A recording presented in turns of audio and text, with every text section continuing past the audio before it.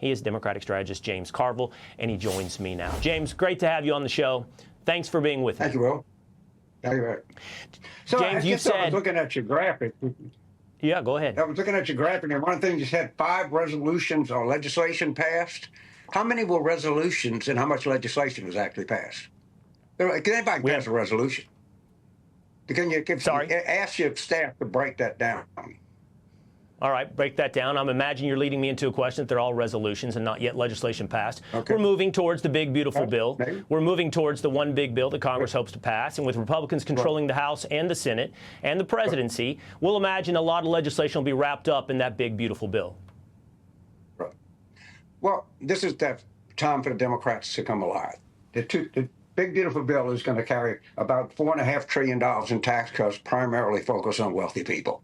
The country doesn't need that. The Democrats need to stand up to it. The big, beautiful bill is going to have hundreds of billions of cuts to Medicaid, which is primary way that a lot of middle-income and lower-middle-income people get health care. So we got plenty of time to talk about the big, beautiful bill, and talk about it we will.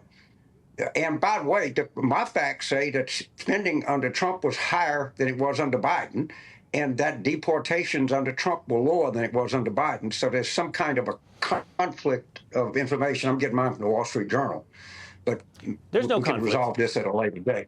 Okay. There's no conflict in terms of President Trump's deportations. More than President Trump's deportations is lower, certainly, than it was under President Obama. President Obama was someone who deported a lot of illegal immigrants. Okay. President Trump, 100 days into his presidency, is bidding the deportations. But, James, come on. There is no comparison when it comes to what's actually happening at the border. What's actually happening at the border is incomparable between Trump and Biden. There was more deportations than Biden. And by the time that Trump took office, the border was fairly secure. I admit that they listened to the left, and they made a lot of mistakes there. But by the time that Biden left office, the border was totally under control. Spending is up. The stock market is down. Confidence in this administration is down, and we have a glorious fight coming up on his big, beautiful bill that is nothing but a tax cuts for wealthy people and cutting health care for middle-income people. That's exactly what it is. James, as we play fact check on one another, and you asked me about legislation versus resolutions, I appreciate that. We're not going to pretend that the border was under control at the end of the Biden presidency. If illegal immigration had begun...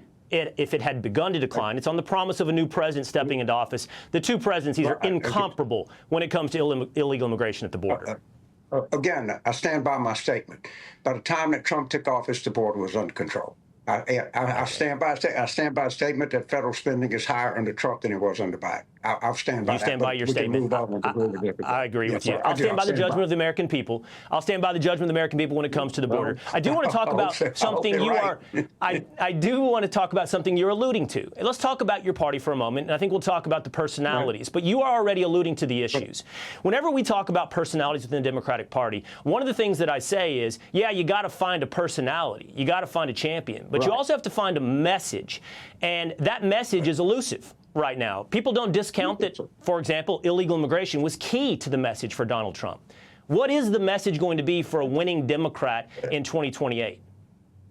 Well, what's key is this economy was going to be so good from day one, your head was going to spin. You would get sick of winning. How you winning out there, America?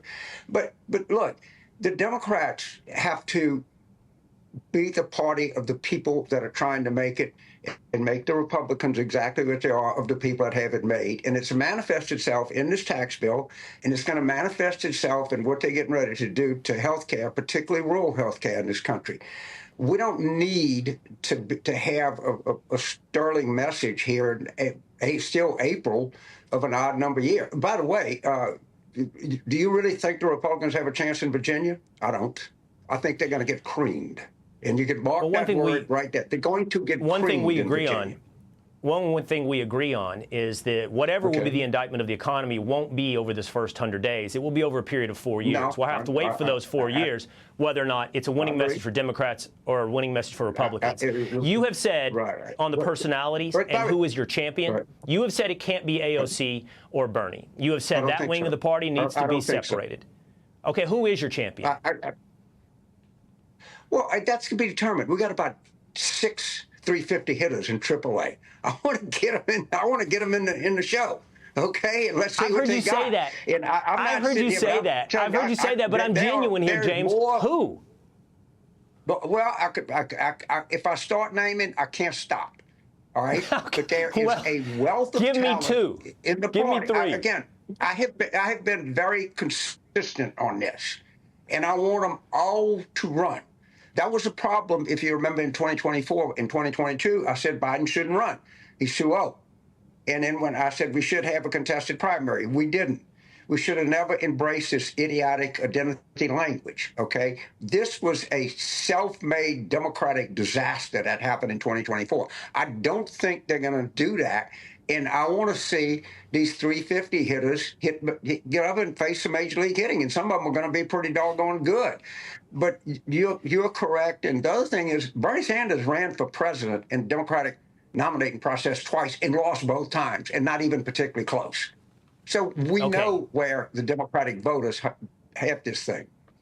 Okay, this elusive Jackie Robinson, Babe Ruth, and Lou Gehrig and the minors of the Democratic Party are going to have to make the show, Joe, James. And in order to make the show, you're going to have some support from the party.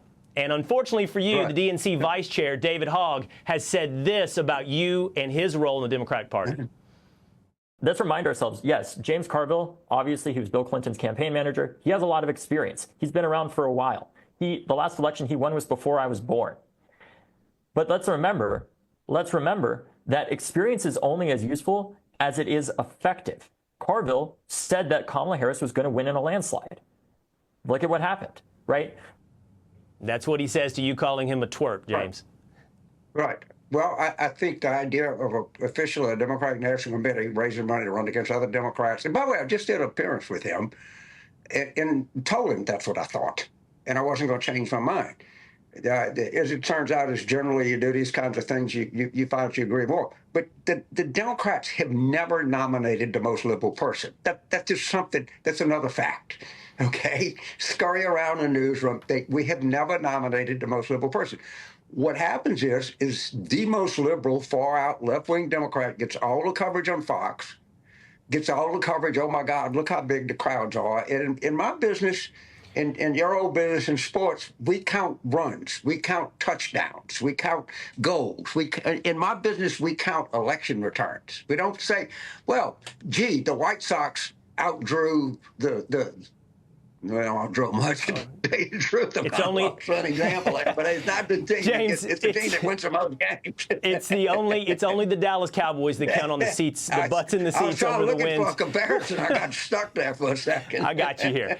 Okay, we're laughing and we're having a good time. I do want to press you on one thing, and I appreciate that you've criticized the left wing of your party, James. I truly do. Right. And I think that you're right when you say leaning into gender identity and pronouns and the feminine nature of the current message of Democrats is a loser. I have to tell you, James, I also think it's a loser to do something that you have done, and that is to constantly equate President Trump to Hitler, constantly equate this to an authoritarian regime. I think you've got to find a positive message and stop hyperventilating over the dystopian future of America. So let's look.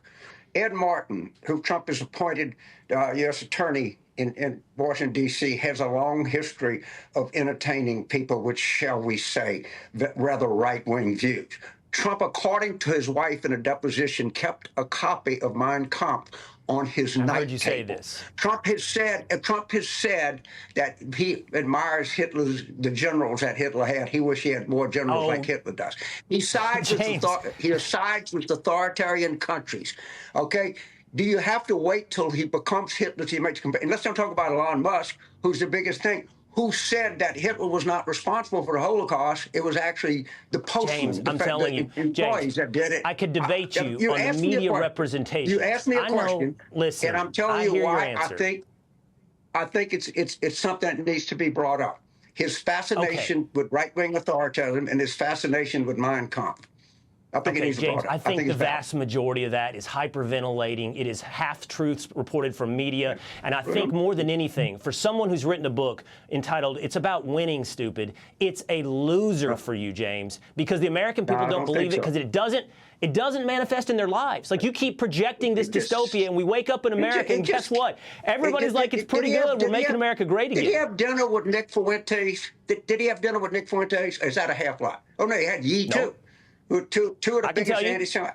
I don't know, but there's a lot of evidence to say that Trump, shall we say, has a favorable view of some of these things. No, James. And I will continue to bring it up, and I always appreciate to be on Fox when I can bring it up to Fox viewers so they can judge how admiring that Donald John Trump is of National Socialism. That's fine. Okay. The half-truth, I would say, James, is yes, he did have dinner with Nick Fuentes. He says he did not know who he was or what he stood for and regretted having dinner with Nick Fuentes. By the way, I also appreciate the conversation. I also appreciate the conversation. I've blown out every commercial break and not rapped 3 times when they told me to rap because I've wanted to continue this conversation with you, James Carville. Thank you so much. Who's going to win the NCAA championship? LSU going to win the national championship? You know the answer to that, James. It's not LSU, and it's going to be the Horns. It's going to be some All good. Right, we'll see y'all clocking us in baseball, but y'all won and we too. We're gonna meet again. We'll have some fun. Okay, man. All right. Take care. Thank you, James. Take care. You bet. Hey, Sean Hannity here. Hey, click here to subscribe to Fox News YouTube page and catch our hottest interviews and most compelling analysis. You will not get it anywhere else.